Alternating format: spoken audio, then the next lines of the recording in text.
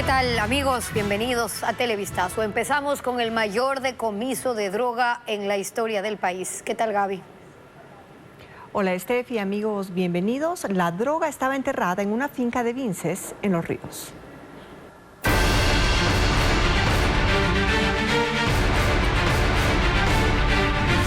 Drogas, bodegas al descubierto.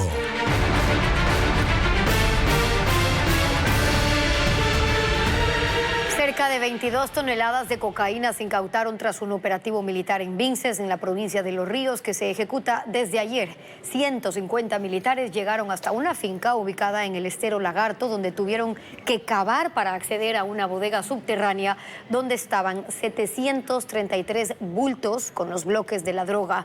También 12 fusiles y miles de municiones. En su cuenta de X, el ejército indicó que el cargamento está valorado en más de $1.000 millones en el mercado ilícito internacional. Este es el mayor decomiso en la historia del Ecuador. Más adelante vamos a ampliar esta información. Y con este hallazgo llegan a 53,6 toneladas de droga las incautadas por el gobierno de Daniel Noboa. Solo durante el estado de excepción la cifra es de 29. Luis Alfredo Zúñiga con la información. Ecuatorianos. Ya son 60 días del gobierno de Daniel Noboa, y aunque el decomiso de droga de este domingo en Vinces es histórico, no ha sido el único. Desde el 23 de noviembre, cuando se posesionó, a escala nacional se han incautado 53,6 toneladas. De esa cifra, hasta el 8 de enero de este año, eran 24,6 toneladas, mientras las otras 29 se decomisaron en 13 días del estado de excepción, que comenzó el 9 de enero. Las 53,6 toneladas ya representan el 24,2% del incautado en todo el 2023, año en el que se hallaron 221 toneladas de droga. La cifra también supera lo decomisado durante los primeros 2 meses del gobierno de Guillermo Lasso. Entre el 24 de mayo y el 24 de julio del 2021, lo decomisado ascendió a 36,9 toneladas. Sin embargo, en ese lapso no hubo un estado de excepción. El decomiso del domingo en Vinces es el más grande de la historia de Ecuador, superando las 9,6 toneladas encontradas en agosto de 2021 en un inmueble en Vergeles, norte de Guayaquil, que tenía como fachada una empresa de agua. La sustancia ilícita estaba dentro de una pared falsa. Otro golpe al narco se dio también en Guayaquil, en febrero del año anterior. 8,8 toneladas de cocaína en un contenedor de banano que tenía como destino Bélgica. El decomiso se lo hizo en el puerto marítimo. Durante este fin de semana, además, se halló un semisumergible, algo que también ocurrió durante el gobierno anterior. En octubre de 2021, cuando hasta el puerto de Jaramijó en Manabí se trasladó uno de estos desde aguas internacionales, con espacio para transportar 8 toneladas de droga. La policía incomunica parcialmente a las bandas que ordenaban delitos desde la penitenciaría del Litoral, el centro de operación criminal del país. Más de 1.300 celulares han sido decomisados de los reclusorios. Para la fuerza pública, estos equipos son igual de letales que un arma, porque con una llamada se podía mandar a matar a una persona. Entre los artefactos más decomisados en el sistema carcelario dentro del estado de excepción están los celulares, 1.300 desde el 9 de enero. Solo el sábado en 9 de 12 pabellones de la penitenciaría del Litoral, la cárcel más poblada del país, la policía incautó 206 dispositivos electrónicos, luego de una incursión con militares. Para la fuerza pública, el celular es tan mortal como un arma de fuego porque le permite a las organizaciones narcocriminales poder ordenar delitos en las calles del país. Hemos visto que han sido las extorsiones, secuestros, disposiciones para victimar a alguien en las ciudades, cómo las redes de narcotráfico y microtráfico operaban en la parte extramuros de la cárcel. ¿Qué ocurre cuando un celular es incautado? Pasa a una cadena de custodia en criminalística, donde tras la autorización de un fiscal, técnicos extraen toda la información del dispositivo. En la penitenciaría del Litoral funcionaba el centro de operación criminal más grande del país, por lo que la finalidad de la fuerza pública no solo es desarmarlos, también incomunicarlos. De identificar cuáles son no solamente los autores materiales, sino también los intelectuales de los delitos que se puedan cometer en las ciudades. Pese a todos estos esfuerzos, la realidad es que el problema no se elimina por completo. La mañana de este lunes, los propios familiares de los reos afuera de esta cárcel confirmaron a Televistazo que mantienen comunicación con los detenidos. El ingreso de celulares a las cárceles es prohibido e incrementa una economía ilegal. Según inteligencia militar, antes los reos pagaban $1 para usarlo un minuto, pero ahora cuesta $5 el mismo tiempo. El asesor presidencial especial para las Américas, Christopher Dodd, liderará el encuentro con el gobierno ecuatoriano para colaborar contra las bandas transnacionales con ejercicios bilaterales y multinacionales para el desarrollo de capacidades y misiones de asistencia humanitaria. También asistirán la general del ejército norteamericano Laura Richardson y el subsecretario adjunto de la Oficina de Asuntos Antinarcóticos, Christopher Landberg. La comitiva estadounidense estará en el país hasta el 25 de enero. La Cancillería prevé una rueda de prensa sobre los resultados de la reunión. El Ministerio del Interior entregó equipamiento en la ceremonia de reconocimiento y respaldo a la policía. Paul Ramiro cubrió el evento en la Escuela Superior.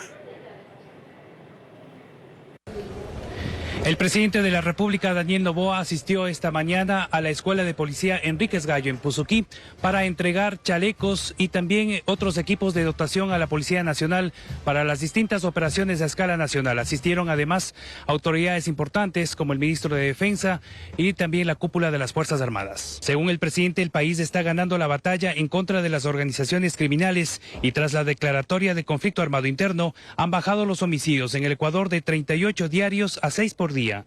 En ese contexto resaltó el trabajo de la Policía Nacional y de las Fuerzas Armadas, que han realizado hasta el momento más de 31.000 operaciones a escala nacional.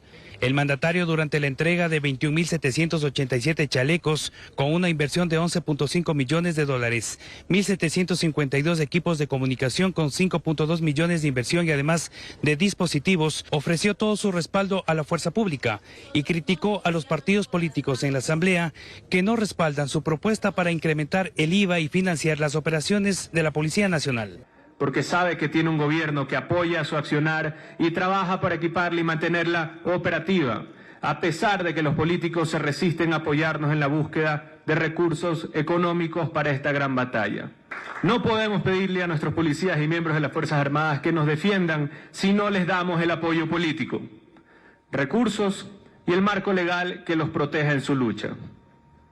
Siempre me tendrán a mí al frente, con un escudo ante la infamia, ante los criminales y ante la corrupción que tratará de evitar que hagan su trabajo. El comandante de la policía, César Zapata, resaltó la decisión del gobierno de entregar el 50% del financiamiento para la adquisición de armas de largo alcance. Los primeros días de enero, antes del estado de excepción, teníamos un promedio de 27.5 homicidios por día, con una tendencia hacia el alza. Hemos logrado contener y revertir aquello, con un promedio diario de 10.9 eventos violentos a nivel nacional. En esta ceremonia, además del policía Santiago Olmedo, fue condecorado por el presidente de la República. Él, en última instancia, fue liberado de culpa por la justicia ecuatoriana tras ser procesado por el uso legítimo de la fuerza. Esta noche se conocerá los cantones donde cambiará el horario del toque de queda. Una resolución que hasta ahora rige en todo el país, como informa Carla Delgado. Esta noche el gobierno anunciará la semaforización para el toque de queda, que por ahora es de 23 horas a 5 de la madrugada en todo el territorio nacional. El presidente Daniel Noboa informó que los cantones van a tener diferentes horarios de toque de queda, así como regulaciones específicas de acuerdo a la realidad de cada zona.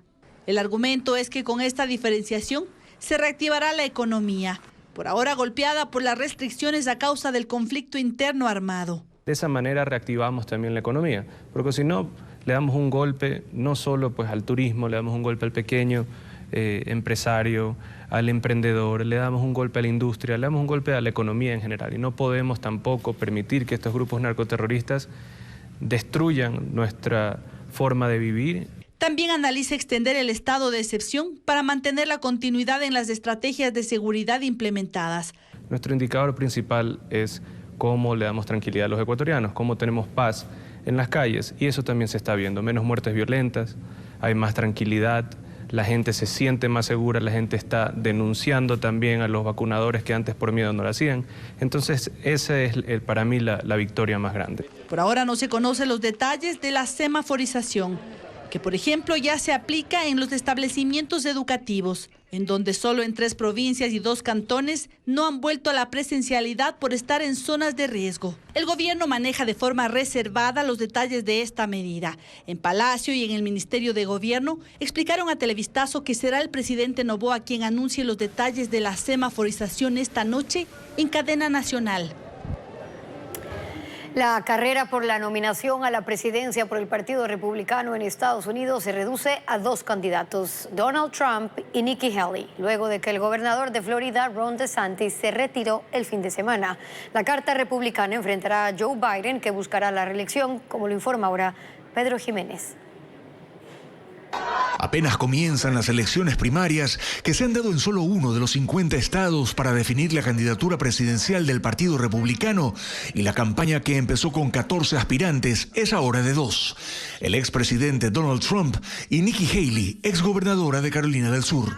Pues el republicano Ron DeSantis, gobernador de Florida, que competía de cerca con Haley, dijo este fin de semana que no ve un camino claro hacia la victoria y suspendió la campaña, dándole un espaldarazo a Donald Trump. Trump es superior a Joe Biden, dijo. Firmé un compromiso para apoyar al candidato republicano y lo cumpliré.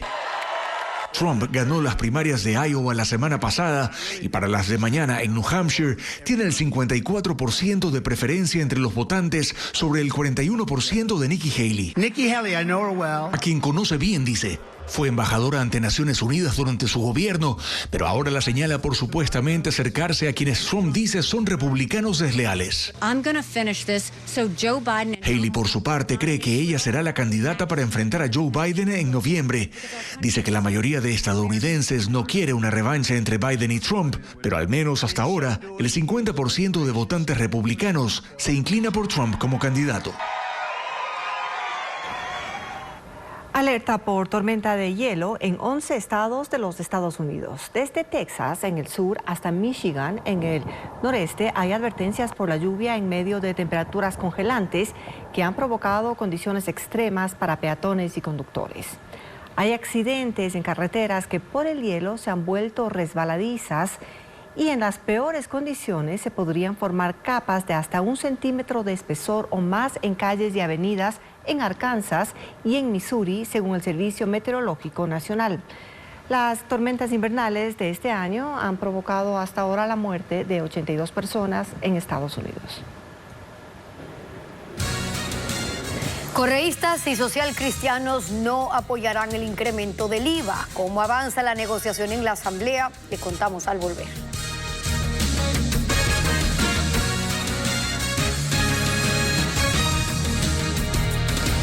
Retomamos la noticia con la que comenzó Televistazo. 22 toneladas de droga fueron halladas en una finca del Estero Lagarto en Vinces, Los Ríos.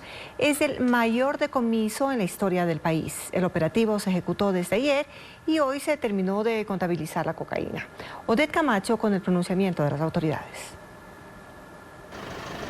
Hace pocos minutos finalizó aquí en la Unidad de Policía Comunitaria de Quevedo la rueda de prensa sobre el decomiso del más grande cargamento de droga en la historia del Ecuador. Fueron en total 22 toneladas de cocaína halladas durante un operativo en una finca ubicada en el sector Estero Lagarto, zona rural de Vinces, donde 150 militares cavaron hasta llegar a una bodega subterránea donde estaban ocultos los 733 bultos con los bloques de droga. El cargamento decomisado fue trasladado anoche hasta la dependencia policial, donde durante 15 horas contaron uno a uno los 21.717 bloques. Es la primera vez que se encuentra una cantidad tan grande de alcaloide en un solo sitio en el país.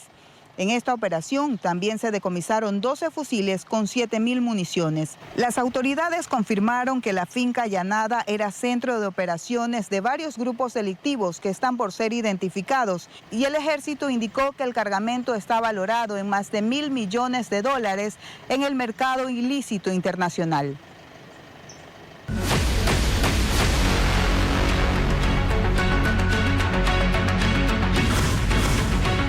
alias Fito, el rastro en Argentina. Además de su esposa, según la Fiscalía, la red de alias Fito también estaba integrada por 2 de sus cuñados. Uno de ellos compró la casa en Córdoba, en Argentina, para que se instalara la familia. El otro fue detenido en Los Ríos y procesado por terrorismo. Luisa María Heredia con el informe. Según Inteligencia Argentina, quien adquirió la lujosa vivienda en la que se instalaron la esposa de Fito, 3 de sus hijos y un sobrino, fue su cuñado, Jorge Peñarrieta Tuárez. Viajó exclusivamente para hacer la compra y se quedó en la provincia de Córdoba hasta terminar de amoblar la casa, lo que le habría tomado un par de semanas. De acuerdo a los registros migratorios, salió de ese país el 3 de noviembre de 2023. Aunque a la exclusiva urbanización seguían llegando personas que se registraban como visitantes de él. A Jorge Peñarrieta Tuárez, la policía ecuatoriana le sigue la pista desde 2016. Cuando fue detenido en Manta, Manabí, y procesado por asociación ilícita, señalado de ser el cabecilla de una banda local dedicada al tráfico de drogas, robo y extorsión. Sin embargo, debido a la falta de acusaciones particulares, el caso se archivó. Un año después, Fiscalía lo vinculó directamente con Adolfo Macías Villamar, quien para entonces cumplía una pena de 34 años de prisión. El Ministerio Público afirmó que la red que lideraba Fito estaba integrada por miembros de su familia, incluido su esposa Inda Peñarrieta Tuárez y sus cuñados. Se inició otro proceso en contra de Jorge y Julio César Peñarrieta Tuárez y también de David Macías Villamar, hermano de Fito. En ese caso sí hubo sentencia por delincuencia organizada. En 2020 se declaró culpables a 5 personas, pero ninguna es familiar de Fito. Y ese mismo año, cuando Inda Peñarrieta fue procesada por enriquecimiento privado no justificado, sus hermanos también lo fueron, hasta que en octubre de 2023 se archivó la causa y los jueces de la Corte Provincial de Manabí ratificaron la inocencia de todos los procesados. Un tercer cuñado de Fito, Francisco Peñarrieta Tuárez, fue detenido en flagrancia en Valencia, provincia de Los Ríos, el 16 de enero pasado. En su poder tenía armas de fuego, municiones y droga, por lo que actualmente es procesado por el delito de terrorismo. La policía lo identifica como uno de los cabecillas de la banda de los Lobos, rival de los Choneros, que según los agentes lidera Fito. Diario El Clarín de Argentina revela datos de la investigación de ese país a la familia de alias Fito y por qué no los detuvieron por lavado de activos y prefirieron deportarlos a Ecuador. El diario El Clarín de Argentina accedió a documentos del proceso de deportación de la familia de Adolfo Macías, alias Fito. Según la publicación, el gobierno de ese país prefirió expulsar a la esposa e hijos del cabecilla de la banda Los Choneros porque detenerlos y procesarlos implicaba un largo juicio y que se queden en Argentina. Tienen como antecedente al narco peruano Marco Estrada González, cuya salida tardó 4 años. Las autoridades investigaban un posible delito de lavado de activos por la compra de la casa en Córdoba en efectivo, pero el caso aún era incipiente porque solo contaban con un certificado de un notario y un fideicomiso en trámite creado por 2 argentinos. Consideraron que es un hecho menor frente a la amenaza a la seguridad nacional que representa la vinculación con Fito. Los argumentos usados en la resolución de expulsión emitida por la Dirección de Migraciones se basaron en la indagación abierta en Ecuador por el asesinato del fiscal César Suárez, quien coordinaba el seguimiento. De acuerdo con El Clarín, el fiscal conversó con la ministra de Seguridad de Argentina, Patricia Bullrich, el mismo día, horas antes del crimen. El informe periodístico también revela que el gobierno provincial ya sabía de la presencia de la familia de Macías desde el día que llegaron a Córdoba. Empezaron el seguimiento por el correo electrónico que Inda Peñarrieta, esposa de Fito, consignó en Migración. Luego Ecuador envió fotografías y tuvieron certeza que se trataba de sus familiares. Peñarrieta registra 5 ingresos a Argentina desde el 14 de agosto de 2023. La familia de Adolfo Macías ya no podrá regresar a Argentina. Tiene 10 días para apelar la deportación, pero si deciden seguir el trámite deben hacerlo desde fuera. Y durante un allanamiento en Imbabura fue capturado alias El Gringo, cabecilla del Frente Oliver Sinisterra, disidencia de las FARC. La policía señaló que el detenido es un objetivo de alto valor buscado desde hace 3 meses y que mantiene vínculos delictivos con una organización terrorista establecida en el cantón San Lorenzo, en Esmeraldas. Él será trasladado a Tulcán, donde según fuentes policiales será entregado a autoridades colombianas.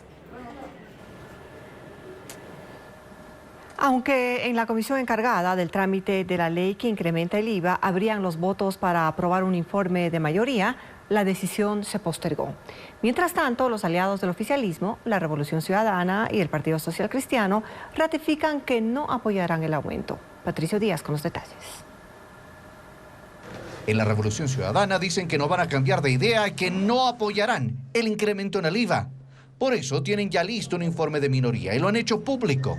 En el documento que quieren que analice el Pleno, no se incluye la revisión de este impuesto al valor agregado. La bancada oficialista ha cuestionado que el correísmo se oponga al incremento del IVA cuando en 2016, después del terremoto en Manabí, lo aprobaron. Ellos dicen que es diferente. No podemos comparar el escenario económico del 2016 al escenario económico del 2024.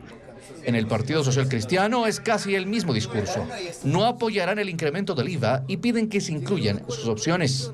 Vamos a seguir dialogando y de hecho yo celebro lo que hoy dijo el presidente de la República en la mañana en su intervención. Estamos abiertos. Bueno, sentémonos. Vamos transparentando bien los números, lo que se necesita, la realidad del déficit. El oficialismo reitera que el incremento del IVA es la opción más idónea para recaudar recursos de manera inmediata y cubrir las necesidades urgentes de policía y Fuerzas Armadas. Esperan la sensibilidad de las otras bancadas. Es la manera más pronta de hacerlo. Estamos ante una guerra contra el terrorismo y todos debemos arrimar el hombro. La única bancada que no descarta del todo apoyar el incremento del IVA es Construye, pero exige una temporalidad, una cuenta única, que esté bien definido el destino de esos recursos e incluido en un plan económico general. No cabe más improvisación. Estamos ante la inmadurez política por un lado y la improvisación económica por otro. Ir parchando digamos, la cobija no nos va a dar resultados, ¿no? Por ahora se espera la convocatoria de la Comisión de Desarrollo Económico para la votación. Ahí hay mayoría del oficialismo con algunos independientes. Con esos votos podrían aprobar el informe. Las posturas divididas de las bancadas en la misma mesa se verán también en el primer debate del Pleno. La Asamblea tiene todavía 20 días para tratar la ley. 8.178 planteles educativos del país retornaron a clases presenciales. Los alumnos iniciaron la jornada con actos cívicos. Los detalles al volver.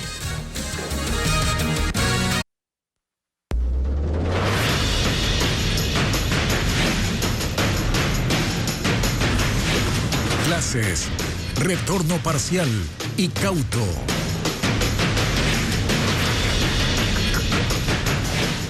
Minuto cívico, mensajes de paz y banderas blancas fueron parte del regreso a clases presenciales luego de 2 semanas. Este lunes, 8.178 planteles fiscales y particulares volvieron a las aulas, como detalla ahora Vanessa Robles.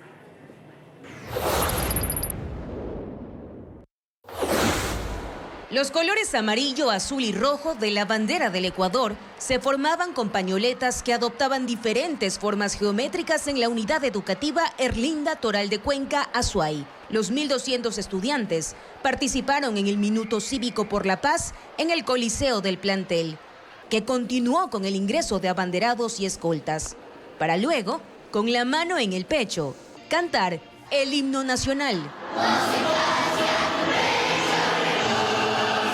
La temática de recibimiento se centró en sembrar una cultura de paz. Para nosotros volver a clases es algo súper feliz. La coordinación zonal 6, que agrupa a Azuay, Cañar y Morona Santiago, confirmó que este protocolo de ingreso se replicó en los 1.888 planteles fiscales, que retomaron este lunes la presencialidad. Los docentes, con banderas blancas en la mano, esperaban en la puerta principal a los 1.500 estudiantes de la Unidad Educativa Fiscomisional San José, en el noroeste de Tena. Los alumnos también llegaron flameando banderines del Ecuador y blancos, como mensaje de paz Este es uno de los 268 planteles de Napo que retorna a las aulas tras 13 días de clases virtuales en Ecuador. La asistencia a las aulas en Manabí transcurrió sin incidentes durante la mañana de este lunes. A la unidad educativa Cruz del Norte de Portoviejo asistió el 95% de los 1.105 alumnos. Los 85 docentes iniciaron con una reflexión sobre la situación que vive el país. La primera actividad de los estudiantes fue dibujar banderas y escribir mensajes de paz. Estamos trabajando en los aspectos psicosociales y así adicionalmente también en la contención emocional. El Departamento de Consejería ha elaborado un plan de contingencia emocional para los alumnos de esa institución. Este lunes retornaron 8.178 planteles a la presencialidad en el país. Y algunas unidades educativas refuerzan sus medidas de seguridad en este retorno progresivo a la presencialidad. En un plantel hubo un estudiante armado, como informa Fabiola Santana.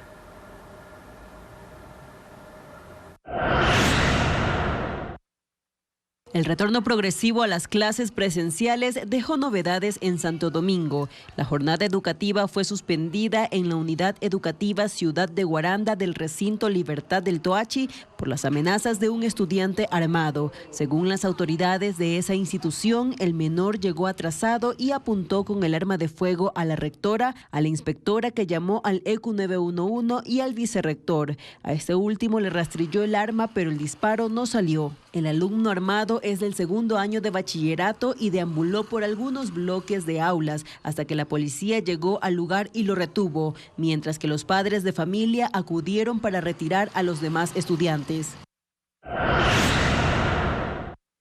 Otras unidades educativas toman sus propias medidas de seguridad. En el plantel Cruz del Norte de Portoviejo, Manabí, se implementó un detector de metales al ingreso de la institución. Es pasado principalmente sobre las mochilas de los estudiantes. Los docentes también son sometidos al control. Esto no ocurre en todas las instituciones. En la unidad educativa 12 de marzo y la particular Giorgio Vasari no hubo chequeos ni presencia de la fuerza pública.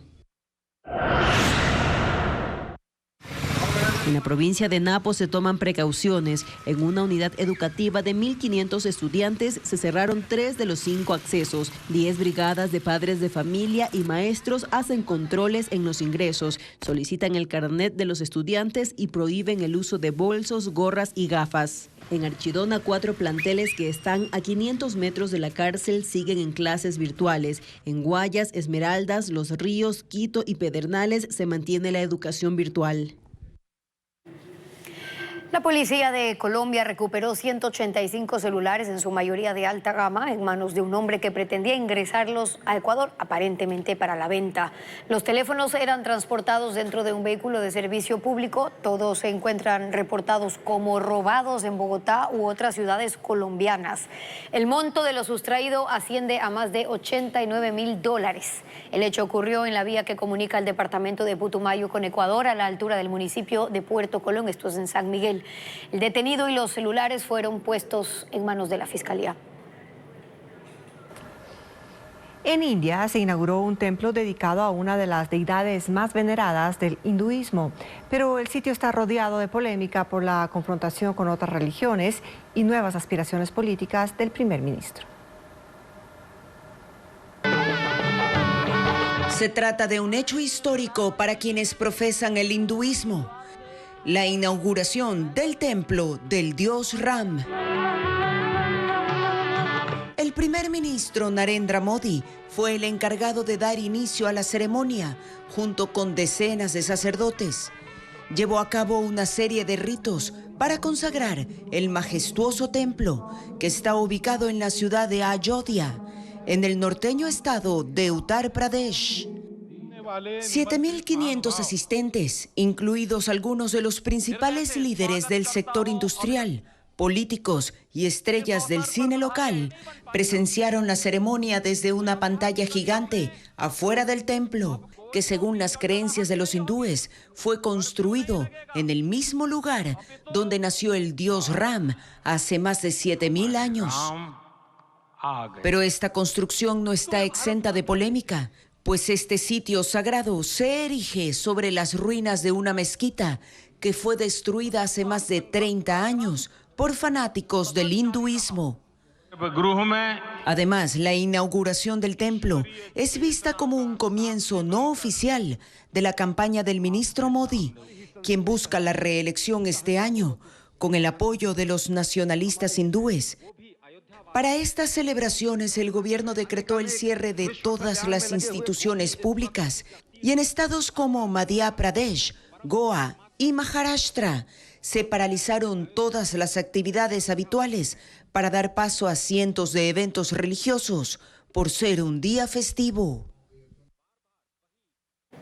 Representantes de la organización conocida como Liga Árabe se reúnen de emergencia en El Cairo para discutir la crisis humanitaria en Gaza por la guerra de Israel con Hamás.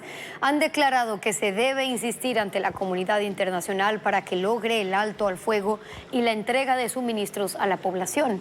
Pero así también dijeron que la división que existe en el Consejo de Seguridad de las Naciones Unidas no debería impedirle aplicar más presión diplomática, política y jurídica para detener la tragedia del pueblo palestino, donde 1 de cada 4 personas pasa hambre y el 85% de la población ha huido de sus hogares en busca de refugio.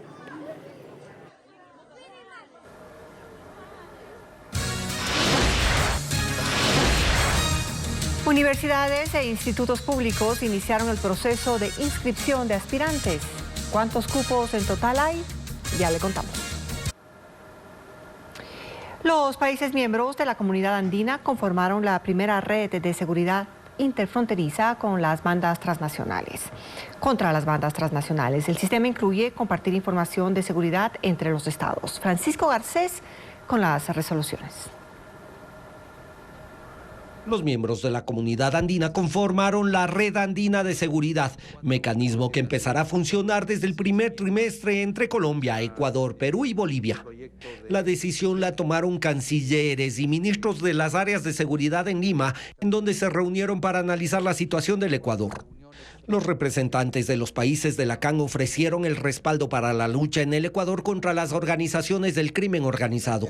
Por primera vez, la nueva red tendrá agentes operativos, es decir, habrá funcionarios específicos en cada país quienes coordinarán los mecanismos de cruce de información. Entre sus obligaciones estarán notificar las acciones de grupos de delincuencia organizada al interior de cada país y solicitar la información pertinente en cada caso. El día de hoy fue turno del Ecuador, pero que ningún país miembro de esta organización está libre que el día de mañana reciba lo mismo. Y por eso es importante no solamente organizarnos, sino que se nos vea organizados. Uno de los compromisos es realizar operaciones inmediatas, policiales y militares, en contra de las organizaciones delincuenciales. También se reforzarán los controles de fronteras y se compartirá información para inhabilitar los pasos irregulares. Al respecto del control migratorio, la CAN resolvió que el Comité Andino de Autoridades Migratorias se reunirá de inmediato para definir el sistema con el que se compartirá información y creará el Banco Andino de Datos, que incluirá la información biométrica de las personas con antecedentes o requeridas por la justicia. Lo mismo se hará con la información aduanera. Y estamos trabajando en atención a nuestras fortalezas y debilidades de manera unilateral que tenemos dentro de los territorios, para empezar a trabajar de manera conjunta en todos y cada uno de los ámbitos para evitar que esto nuevamente ocurra en un futuro próximo al interior de nuestros estados. La minería ilegal también es de interés de los países de la CAN y por eso el comité encargado del tema se reunirá de inmediato para identificar los puntos y coordinar un operativo conjunto en contra de esta actividad en todos los países. En la lucha contra el tráfico de drogas se acordó crear la Alianza Latinoamericana Antinarcóticos, que se centrará en compartir información de inteligencia. Los responsables de seguridad de los países de la CAN se reunirán cada 2 meses para coordinar acciones y tendrán su primera reunión en marzo. Y los jefes antinarcóticos se reunirán cada 3 meses. La Universidad de la Policía Nacional funcionará en 2 campus desde septiembre para capacitar a los nuevos oficiales del país y a civiles. A continuación, los detalles. El proyecto de la Universidad de Seguridad Ciudadana y Ciencias Policiales, UCESIPOL, tiene un 50% de progreso y va a funcionar en 2 sedes. La primera está ubicada dentro de la Escuela Superior de Policía en el norte de Quito. La estructura ya existía desde hace 30 años y fue readecuada con 18 aulas con capacidad para 30 personas. La segunda sede va a ser en el exterior y ya se trabaja en el proyecto, a pesar de que no se tiene especificado un sitio. Nosotros estamos teniendo conversaciones con varias instituciones del Estado, como Inmobiliar, el Ministerio de la Vivienda, incluso con el municipio de Quito, que tienen instalaciones que en este momento se encuentran abandonadas y que podrían ser entregadas a la Policía Nacional. En principio se van a ofertar 3 licenciaturas, en Investigación Criminal Forense, en Seguridad Ciudadana y en Inteligencia Estratégica y Prospectiva. Les vamos a dar importancia justamente a estas nuevas formas de criminalidad que existen, como el ciberdelito. Las clases empezarán con la nueva promoción de 400 cadetes que ingresarán en septiembre de 2024.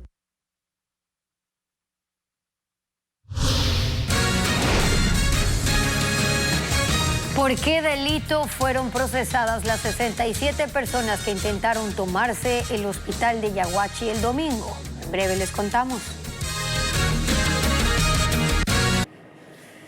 Empezó el proceso de inscripción en las universidades e institutos públicos del país una vez que concluyó el Registro Nacional de los Aspirantes. Adriana Bermeo con el informe. Después de 12 años, el proceso de ingreso a la educación superior pasó a las universidades. Una vez que la CENESID concluyó con el Registro Nacional de los Aspirantes el pasado 10 de enero y definió 3 parámetros que las universidades deberán pedir a los estudiantes. 1. Examen de competencias y habilidades que evalúa razonamientos matemático, espacial y verbal. El banco de preguntas lo hace cada centro de educación superior. 2. Notas de grado que serán proporcionadas por el Ministerio de Educación. Y 3. Políticas de inclusión para grupos vulnerables. Los estudiantes en situación de pobreza o con discapacidad tendrán puntos adicionales por su condición. Entonces tú te pudiste haber registrado en la CENESID, pero eso no te garantiza necesariamente que tú te presentes al examen de admisión. O sea, tienes que inscribirte en la universidad de tu preferencia. Entre las universidades que ya iniciaron con la inscripción está la Escuela Politécnica Nacional. Realiza el registro en su página web y en el campus hasta el 25 de enero. Aquí pueden escoger 2 de las 27 carreras que se ofertan y el examen de admisión será a finales de febrero. El proceso está digitalizado. Los aspirantes recibirán las notificaciones por correo electrónico. En el proceso de admisión está definido para que el 50% de la puntuación final sea con base a lo que los estudiantes traen desde el bachillerato y el examen de admisión tiene el otro 50% del peso. La fase de inscripción y postulación son gratuitas. Cada universidad define fechas y procesos que son públicos en sus páginas web. Hay 146,000 cupos disponibles en 31 universidades y 55 institutos técnicos, según datos de la CENESID. En el Registro Nacional se inscribieron 394,000 aspirantes. La semana pasada, Ecoavisa solicitó una entrevista a la Secretaría de Educación Superior sobre qué pasará con los 248,000 postulantes que no alcanzarán un cupo. No ha habido respuesta hasta ahora. Por terrorismo fueron procesados 67 detenidos en Yaguachi por intentar tomarse el hospital de esa localidad para resguardar a un miembro de una organización narcocriminal. Entre las evidencias hay armas y droga. Hasta el cuartel Modelo en Guayaquil fueron trasladados 67 personas investigadas por el delito de terrorismo. Según la policía, ellos irrumpieron la madrugada del domingo en el hospital José Ceballos Ruiz, en el cantón Yaguachi, en Guayas, e intentaron tomarse esa casa de salud para resguardar a un hombre, cabecilla de una banda narcocriminal, que llegó con heridas de bala. Querían rescatar el cadáver de alias Rengo, quien según la fiscalía lideraba la distribución de droga en esa localidad guayacense. La audiencia de flagrancia contra este grupo se retomó a las 9 horas de este lunes vía telemática desde Quito y se espera aún una resolución. La detención se cumplió tras un operativo realizado este domingo por el bloque de seguridad integrado por las Fuerzas Armadas y la Policía Nacional. Los uniformados colocaron a todos los detenidos en el piso, boca abajo y en ropa interior.